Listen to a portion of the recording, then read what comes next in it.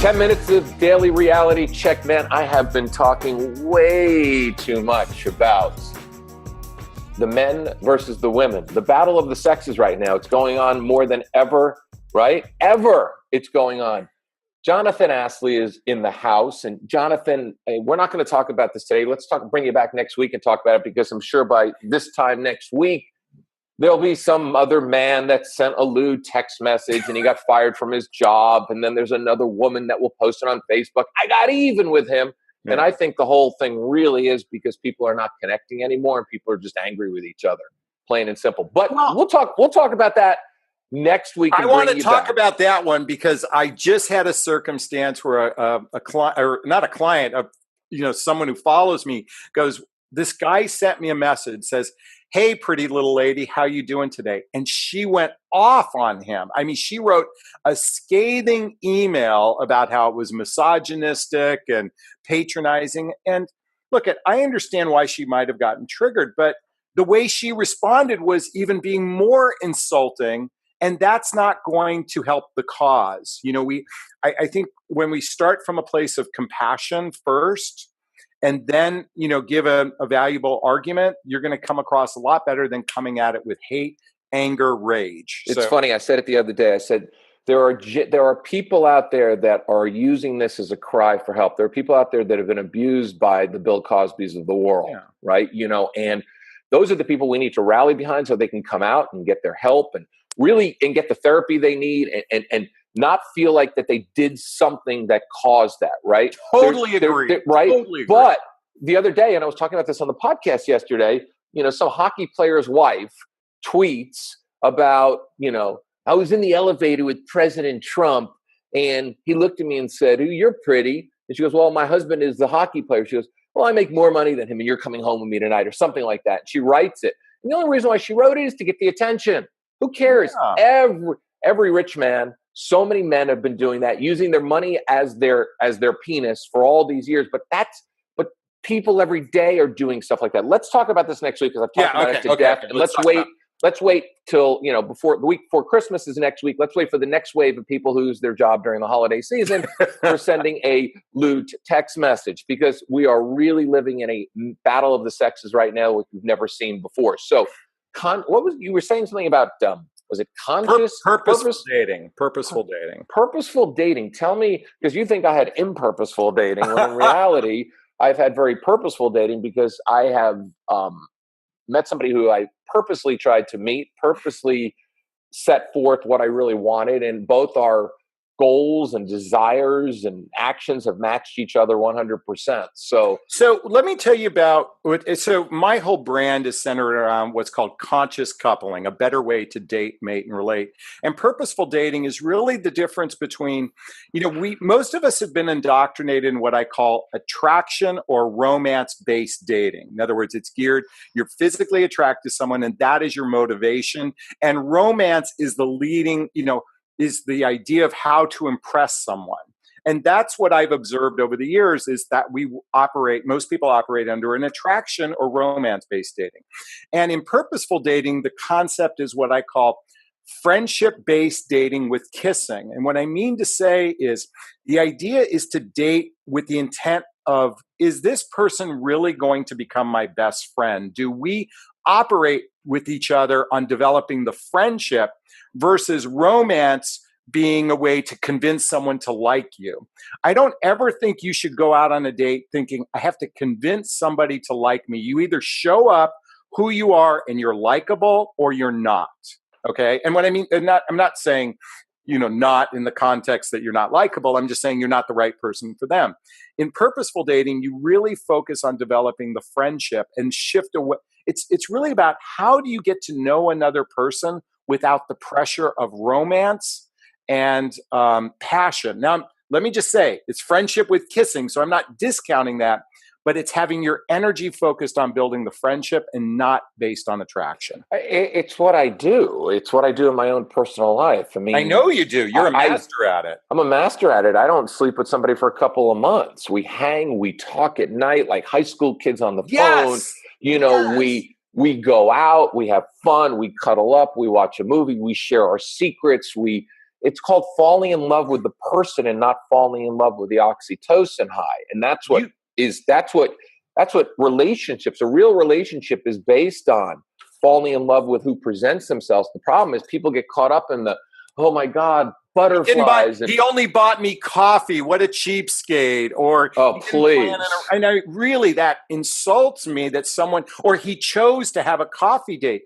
I'll tell you what, I've had some of my best dates meeting someone for coffee, walking the streets of Venice, Beverly Hills, whatever, talking about what's going on around us rather than focusing. And it's really about wanting to get to know another person, really getting to know them. So I'm happy to hear that you take your time getting to know people. And I know that about you, but it's encouraging that for our clientele. It's encouraging, get to know someone, not dive right into the romance. The romance, actually, if you think about it, Jonathan, the real definition of romance is actually getting to know somebody. That's the romance. The romance, sex is not the romance. Sex is the emotional high. The romance is talking to somebody every single night, texting them throughout the day, giving each other updates, getting to know each other. That's romance. Falling in love is the romance. People, though, they date for a week and they can't control their sex. They go like, oh my God, I can't control myself sexually. If I don't have sex with them, I'm going to burst. It's like a bunch of primates in the zoo.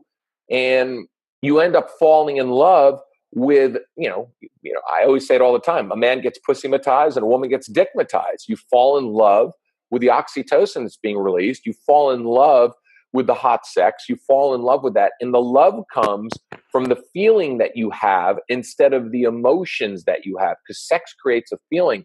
When in reality, when you're getting to know somebody, after a couple of months, you look around and go, man, this person's part of my life. Like, I reach for the phone and call them when something goes, Friendships are people you can count on. Friendships are people your friends are people that you can count on when you need someone to take you to the airport or take you to the doctor. A friend is someone you can share your vulnerable moments with. And you posted a video a few years ago. I don't know if you remember this, but it was how young people fall in love. And it was a really cute video. Maybe it was 3 years ago, David. And when you think about like college students, they really form a deep friendship before they ever really start the passion. And what that really builds is what's called know, like, and trust. When you're spending time getting to know someone, you know them, you like them, and then you trust them. And when you feel safe, you're more capable of being vulnerable with them. Because the reality of life is, as much as we coaches say, be confident, be strong and be fearless, the reality is we all have fears and insecurities. I'm a person that's a great communicator, and I still stick my foot in my mouth sometimes. And it's just because I have my own fears. And so it's recognizing that we are human beings. We're not gender-based. We are just human beings having an experience. And yes, each gender is different in their own way. But I think what's happened is we stop treating people as human beings. And this goes back into whatever conversation we have next week about the gender divide. But just get to know someone as a human being and not the expectation of what it's supposed to be. Men are supposed to do this, women supposed to do that. It's interesting. And I truly believe that if you think about it, as we get older, what are we looking for? We're looking for that college, high school relationship all over again. Yeah. Where we really go into it and we meet at the hallway and we start talking and we hang out in the cafeteria and we start talking. We get the guts up to ask them out, and then we go out and we just start talking, and it's almost like, if you think about it, when we played Just the Tip, in high school, please let me just put the tip in, please. If I just put the tip in, I won't feel like I am. I don't feel like, I feel like I'm going to get sex, right? And we should do a podcast. Sex is not the close there. No, we should do another one of these where it's really the art of hanging out, because I hear a lot of women complaining that, all a guy wants to do is hang out. And I'm like, hanging out is how you get to know someone. It's talking to one another. And I don't mean, sure, there are men that want to hang out just for sex, but I'm saying we should create a course on how to hang out, how to really get to know another human being without all the pressure of passion and sex.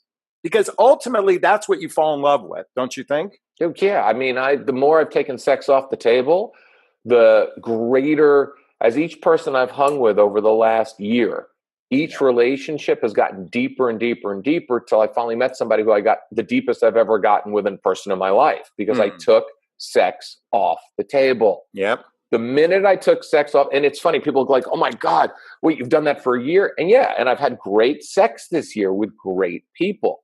I said, but every time I met somebody new, I got to know them. And I got to tell you, the longer you take sex off the table, the less chance of missing the red flags that most people are missing. I mean, you remember the last one, right? You know, when we went out to dinner, you're like, holy shit, the United Nations planted a flag there and planted a flag there and planted a flag there. It's like, oh my God, she was an ex-alcoholic, ex-drug addict. Okay. Wow. She married she was 2 different ex-husbands, right? Because the passion, because even though I saw all that, I was still trying to But that's what attraction-based dating does. And so when we're kind of hooked, and, let's be real, we men aren't going to want to approach someone that we're not attracted to. I mean, we need that physicality to get the equipment up. So that is a part of the process. But it's also being conscious enough to say, you know what, I'm attracted to him, great. Let's see if we're really aligned in our values. Let's see if we can really blend lives with each other. And lastly, let me make sure this person's a grown-up.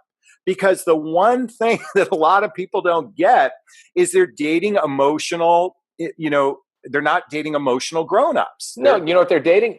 They're dating emotional munchkins. Yeah, exactly. It's like, it literally is. They're dating, we can look at it. They're dating an emotional elf. Are you an emotional elf? That's it. And by the way, for the record, this is equally women as much as men. I know women think that they have the rights to the idea that they are commitment ready and that they're emotionally available. And I can say to the entire audience, it is equal. Men and women equally can be emotionally unavailable, equally can be commitment focused, especially in midlife. Now, by the way, for those listening, my specialty is what's called midlife dating. It's after baby making years and before retirement. So that's the niche I talk to. Well, tell them where they can reach you because we're past 10 minutes. So where can midlife, I like the term midlife dating instead of midlife crisis. We have midlife dating with Jonathon Aslay. Jonathon Aslay. Just Google my name, Jonathon Aslay, last name spelled Aslay. You can go to my website. You can read all my free stuff. And I have a great membership program for just $10 a month where you get direct access to me called Midlife Love Mastery. And you can find out all about it on my website. Awesome. And we're going to have you back a couple of times next week. We're going to talk about the art of hanging out. Yeah. And then we're also going to talk about the gender divide that's going on now, because that's huge. So we'll have you back next week. Anyway, this is Sunday football time. Go enjoy the games today, right? Go Aaron Rodgers, man. I picked him up again, right? I feel bad for Carson Wentz. I felt so bad he got injured. Jonathon, I had Aaron Rodgers. Aaron Rodgers went down. Yeah. I had to make a trade for Carson Wentz. I didn't back up Carson Wentz. I didn't back up Aaron Rodgers. Carson Wentz goes down. But a week before Carson Wentz went down, I bid on Aaron Rodgers to block the other teams from getting him because I knew he'd come back. And sure enough, instead of blocking him, I got him as a starting quarterback. He is an amazing quarterback. He's amazing. I got a tough game. I mean, I'm 11-3. I really want to win this. I really want to win that $1,500. So I got a tough matchup this week because, unfortunately, the guy has way too many Steelers and the Patriots have no defense. Yeah. Anyway, we will talk next week. I will see all of you. Pass the podcast along, please, all of you, and have a great Sunday.